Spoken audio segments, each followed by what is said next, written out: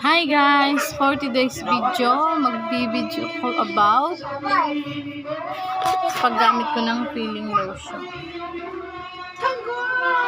So, tama po yung sinasabi ng iba, hiyangan po ang paggamit ng peeling lotion. Kasi kagaya ko po, hindi hiyang sa akin ang peeling lotion. Sa paggamit ko po nito, nasunog ang buong mukha ko. Ano po, umitim yan. Ito po, ito yan. Ito po yung dati kong kulay. Yan po, sunog ang buong aking mukha.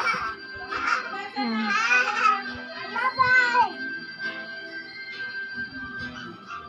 Kaya nagtatanong-tanong po ako sa mga butika at saka mga kilala ko kung ano yung mabisang gamot sa nasunog ang mukha sa paggamit ng peeling lotion. Takot ako guys.